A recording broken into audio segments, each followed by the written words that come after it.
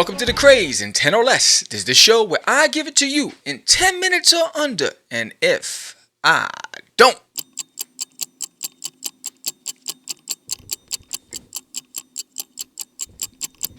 Anyway, let's get this show going, why don't we? This episode is brought to you by a viewer, a subscriber of the channel, Stephen Russell. This is for you, buddy. So Stephen Russell posted a question, and he said in the episode of breaking into getting your book published in 2023, he asked a question about culture. He says, "Can you go into it a little more? You talked about culture, and so is compromising to fit into a culture worth it?" That's the topic of the day. I'm Sam the Crazy Man Vera. Stop acting up. Let's get it.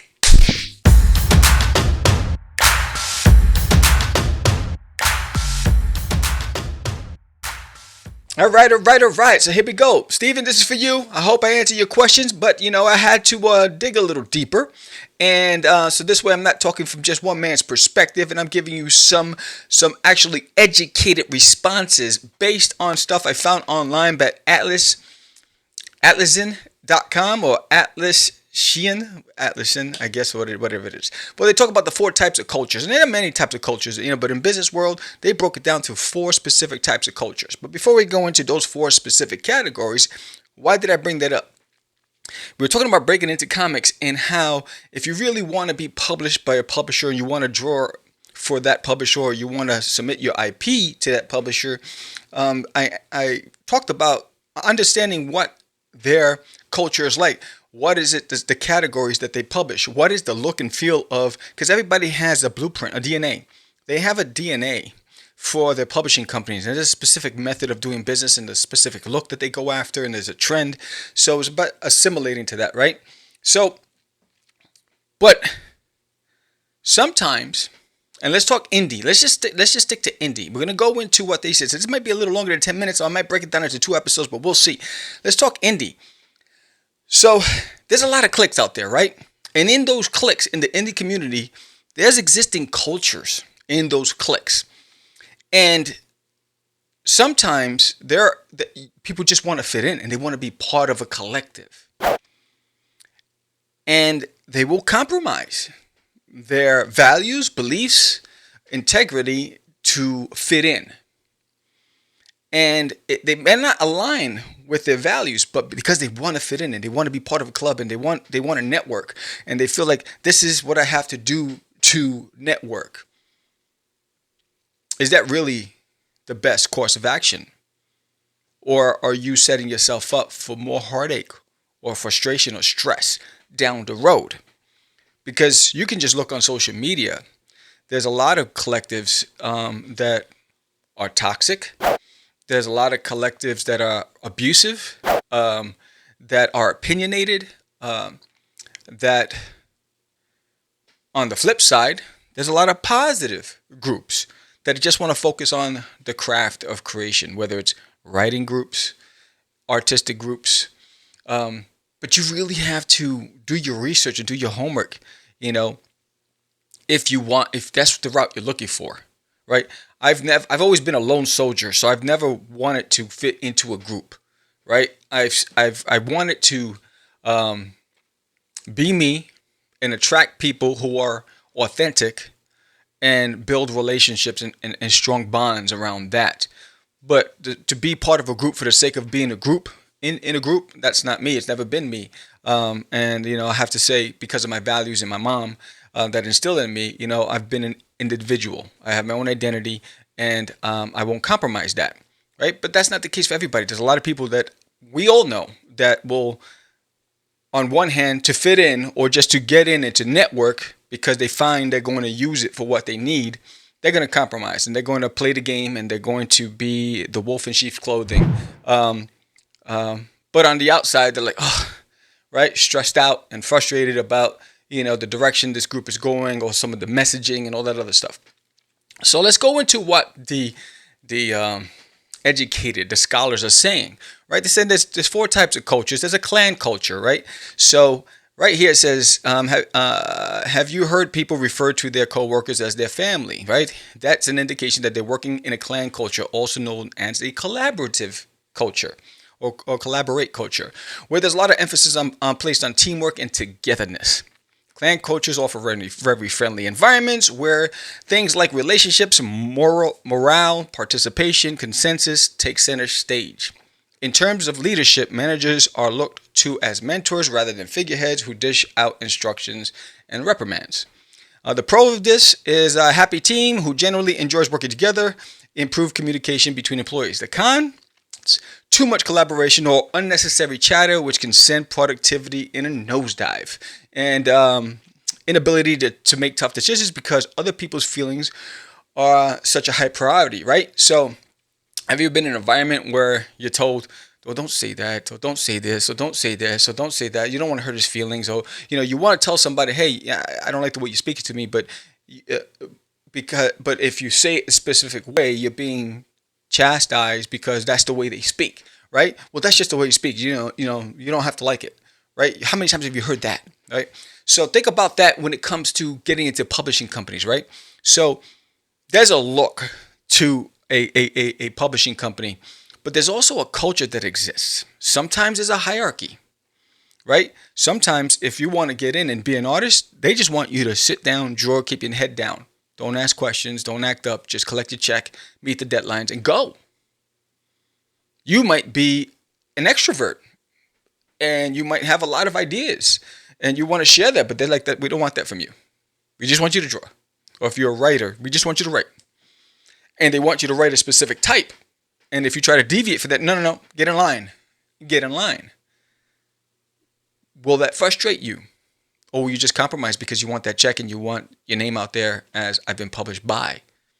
This is a decision you have to make for yourself, right? It's no right or wrong, but I'm asking, is the compromise worth it? The question is, you need to ask yourself.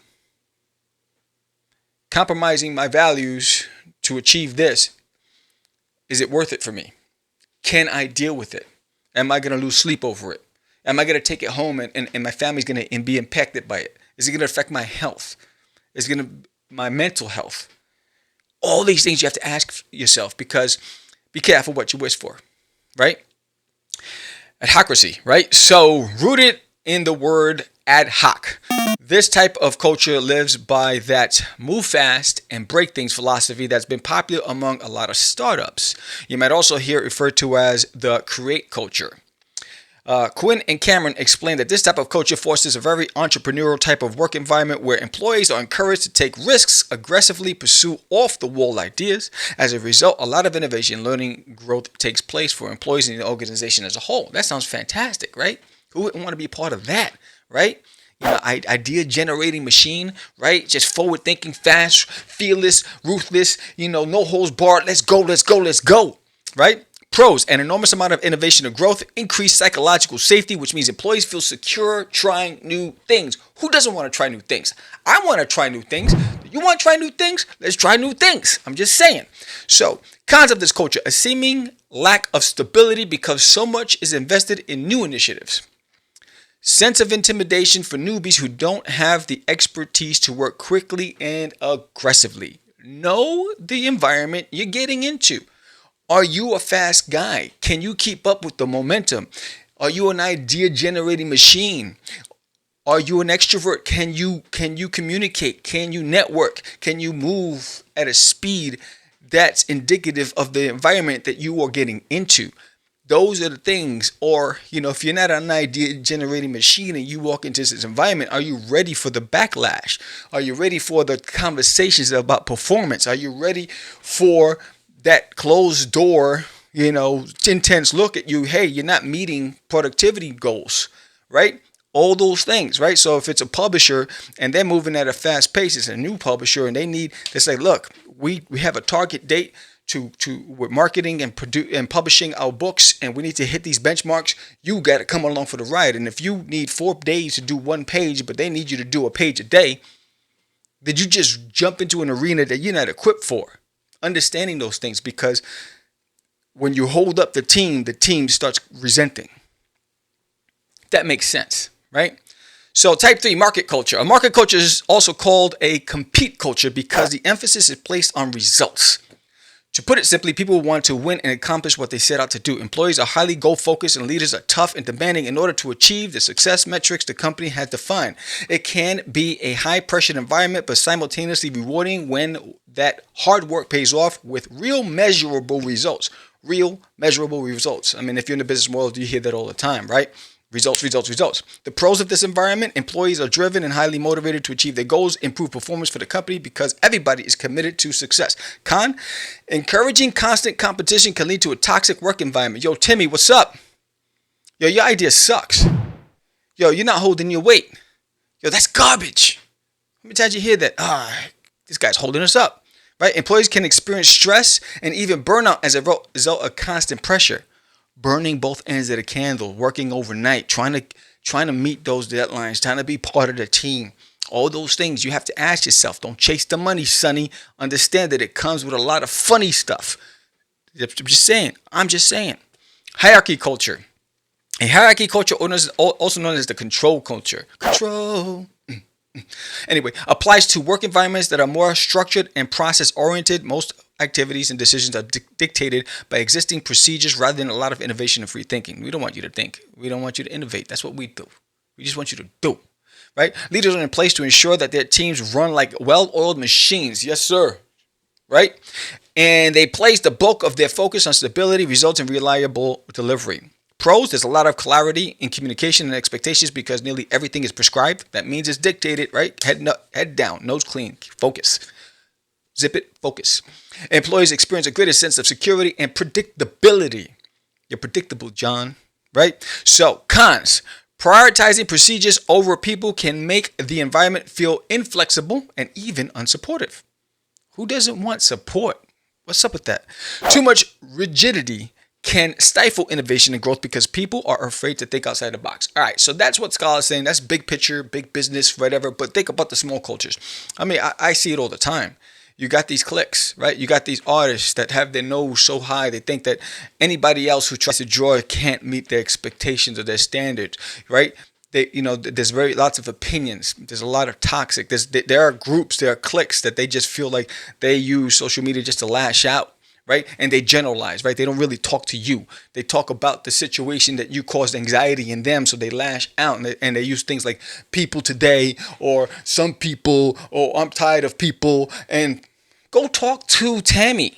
She's the one who set you off. Go talk to Tammy. But those are the cultures, right? So it's really understanding wherever you want to go in life, right? One of the things I say, because we all have full-time jobs, right? So when I interview for a full-time job, I interview the person that I'm going to work for. They're not interviewing me. I'm interviewing them because I want to understand whether or not I can work for that individual because that individual represents the company, but that individual brings their personal biases to their leadership style, right? So I want to understand if it conflicts with my values, right? That's what I'm asking myself. And I'm sitting there and they don't realize the types of questions I'm asking, right? Because I've been doing it for a while. And so for me, I based on the twitch in the eye, the deep breath they take, the rolling, right? The twiddling of their fingers on the table, the shaking of the leg, all these things I'm looking at to see, is their body contradicting their message? It's going to help me to determine whether or not I'm fit for this. It's the right environment for me. It might not. And I've walked out on a lot of interviews where I'm like, thank you for your time. You know what? I realized that this is not the environment for me, but I appreciate the time you've taken to speak with me today. It's fine. I'm not willing to compromise. And that's a decision I made a long time ago when I did compromise. And I was unhappy and I was miserable, right? So think about that. So there's a lot of cultures you got to figure out whether or not you fit in, or you just want to just keep your nose down, your head clean. Was it your nose clean, your head down, and you're just gonna suck it up and you want to get published and that's it. And if that works for you, go ahead. Don't worry about anything, but understand that you're gonna be stressed. And if you're good with that, hey, do you, right? So I'm hoping that answered your question, Mr. Russell. And again, the world revolves around cliques and groups and mobs and organizations and teams and whatever you want to call it, clubs. There's a price to pay. That's it. There's just a price to pay whenever you join anything. And sometimes you get caught up in things that you don't even know why you're in it, right? Whether it's social turmoil, conflict, and next year you're caught in the middle, and then you're trying to help solve problems, and next you know you're the problem, right? So just and it sounds like crazy, but then there's also some positive stuff, right? I am talking to a bunch of artists, and all it is just drawing, meeting up and drawing. None of this crazy stuff, and it's just to just draw and learn from each other and talk about things that influence us. That's an environment that I'm good with, right? But it doesn't mean that. But there's no cost for it, right? That means I go when I want to. It's not specific. If you don't show up, you can't be part of the group. All these rules. It's just like communities on Facebook. There's rules now, right? So I get it. There's rules for toxic, whatever. But then like the ones that say you can't post, twice a day, or you can't do this, or you can't do that, or you can't. All these things. Understand, don't get pissed. That's their community. If you want to join it, you got to abide by it. That's what I'm saying. There's a price to pay. You want to post every day, you want to post 10 times a day, post on your own page. But if you're going to go and join a community, understand that there's going to be opinions, there's going to be rules, and you got to abide by it.